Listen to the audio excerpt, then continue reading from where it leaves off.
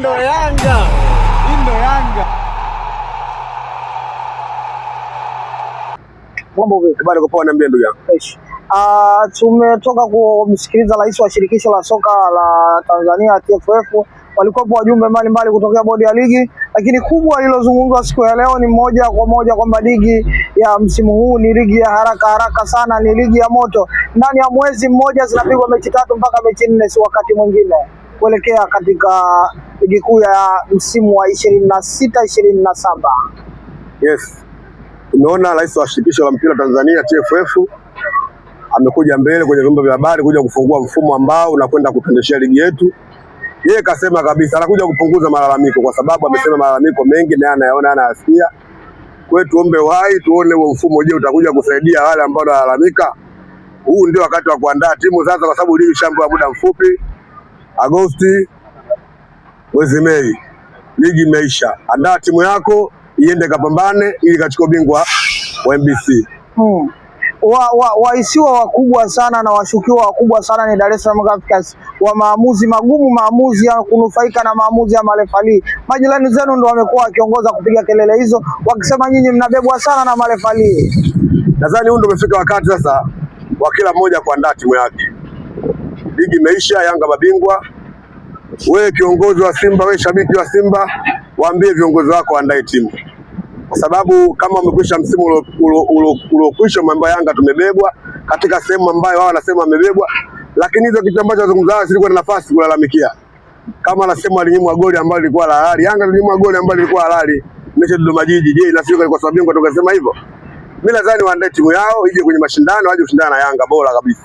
Mimi na imani kwa sasa Tanzania ligi bora kabisa nchi yetu, Yanga Afrika. Ina kila kitu, ina sababu ya kuwa na ubora, ina viongozi vijana ambao wanajitambua, wanapenda mafanikio. Ni watu ambao wapo comfortable sana kuangalia katika mpira wa Tanzania.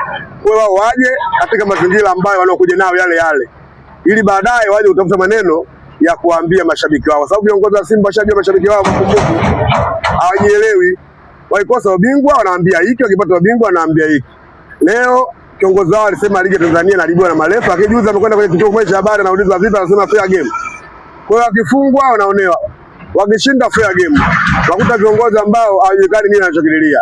Kama kuna sehemu uliumiza, hata sehemu ulipata, wewe shikilia msimamo wako. Sema tumefanikiwa lakini bado kuna tatizo. Lakini umeona mwenyewe.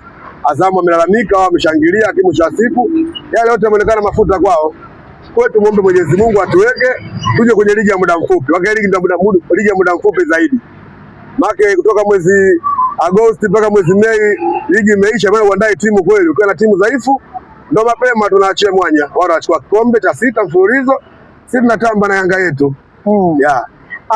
Wakati unazungumzia nyinyi mnatamba na Yanga yenu, wakati msimu umemalizika kwa Dar es Salaam Africans kwa mbinde sana, na ni wazi ni timu ambayo inaonekana moja kwa moja itakuwa ina maingizo makubwa sana ya wachezaji, including ukiangalia baadhi ya wachezaji ikiwemo mshambuliaji kinara wa Dar es Salaam Africans Prince Dube ameondoka, na kuna wachezaji wengine wanahusiwa kuondoka kama kina Buba Jamen na kina Lassane Koma.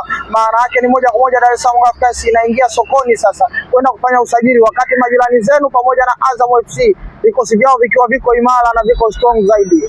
Unajua nchi hakuna timu bora ambayo kama Yanga Afrika. Tuna sababu ya kuzungumza. Yanga ndio imeongoza kila kitu katika kila eneo la msimu ambao tunaosema. Yanga ndio timu ambayo imefunga magoli mengi. Yanga ni timu ambayo ina pointi nyingi. Yanga ni timu ambayo imefunga magoli machache. Hata ukitaja timu ambazo zote ziko nyuma ya Yanga unasema ziko vizuri, mwandishi unachekesha kidogo. Mimi nadhani tuimize Yanga tuongeze ubora. Kutoka hapo tulipofikia msimu tuongeze ubora uongezeke. Mimi na imani katika ingizo jipya ambayo itakuja, nafasi ambayo itatuumiza sana kichwa, nafasi ni mbili. Prince Dube wako mezozo wao, sababu kwenye majama tutafuta wachezaji ambao moja kwa moja kuja kuingia kwenye timu kwa wakati. Imani yangu viongozi watafanya kazi sahihi ambayo kwa wakati sahihi tunakwenda kupambana ubingwa wetu. Na imani kwa viongozi ambao tuliokuwa nao ni viongozi ambao wana jicho la kuangalia tulikosea wapi, tunapatia wapi. Nadhani Yanga tujiandae na burudani na kuja. Tujipange kama kawaida, support timu yetu, tukachukua ubingwa wa 6 mfululizo, tuende kuenjoy. Wakati mnaangalia kujipanga zenu tayari walishajipanga. Alojipanga nani sasa? Walochukua kombe la CRDB. Timu ambayo imeshafunga magoli mengi nchini Yanga Afrika, timu ambayo imefunga magoli machache Yanga Afrika, timu ambayo imeongoza kwa pointi nyingi Yanga Afrika. Sasa mtaje mwenzetu gani? Yaani wanapenda fashion ya Yanga na Simba. Inatokea wapi hizo hesabu? Yanga ndio timu bora nchini ndani ya msimu mitano. ndio machampion ya ligi ya Tanzania, tunaitawala kwa sasa. Sasa tuwe kama Bayern Munich ndani ya nchi hii, tunachukua kombe vingine tunawaachia wao. Alafu kuchukua kombe la MBC, sisi tulichukua mara 4 mfululizo. Waje kuonyesha mashabiki wao wa Simba, wanachama wao ambao walikuwepo, wazee wao, waje uchukue nao mara 4. Kumaintain kila kikombe cha CRDB, waje ukimaintain mara 4.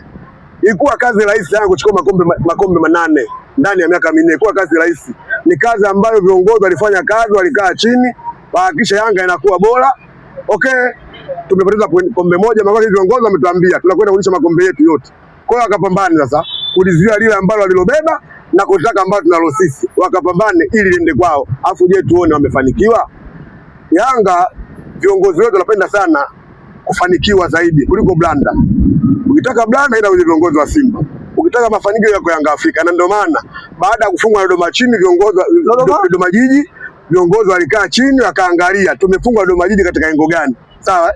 Wakaja kukaa chini wakaona mbele kuna mechi 5, wakasema hizi mechi 5 tunakwenda kushinda zote. Kuna mtu alitoka salama? Kuna mtu alitoka salama kwa mechi 5? Umeona? Huo ndio ukubwa wa timu. Baada ya kuanguka na unaangalia wapi na kwenda kuinuka. Baada ya pale Yanga Afrika mchana mechi zake 5, Yanga ameenda kuwa bingwa. Kwa hiyo ukizungumza kuna timu nyingine ya ubora nchi zaidi ya Yanga, wao wako nyuma yetu. Yaani timu yetu iko nyuma yetu, sisi tuko mbele yao, na ndio maana misimu 5 mfululizo tunakuwa machampion wa nchi.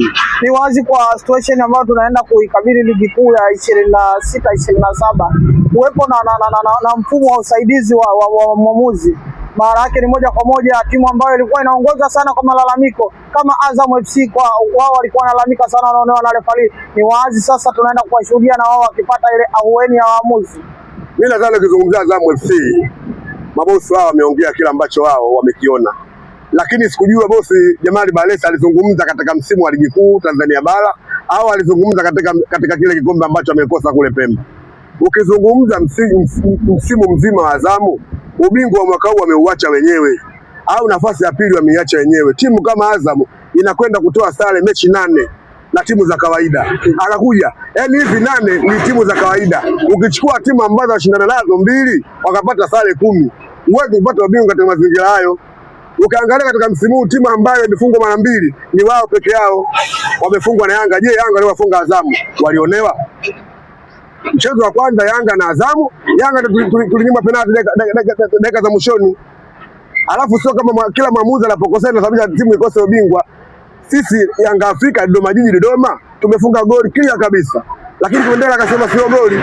Lakini tumepambana, tumekwenda kuwa mabingwa. Hao makorokocho hao kunyamazi. Muda Yanga anatoa sare mfululizo 3. Wao walikuwa wako wapi? Walikuwa wanafanya nini? Yaani kwa sababu walifunga goli na sasa zilikuwa halali, yaani ndio agenda ambayo wao wanaiona kwao ndio kufanya msimu ule uwe mbovu. Ndio tunasema mfumo unakuja, tujipange, kila mtu ambaye anaweza kuandaa timu yake andae timu yake sasa, ili twende kwenye mfumo ambao wao wataridhika kwamba huu mfumo una matokeo mazuri kwao, lakini na imani kwenye mfumo huo tunakwenda kwa mabingwa tena.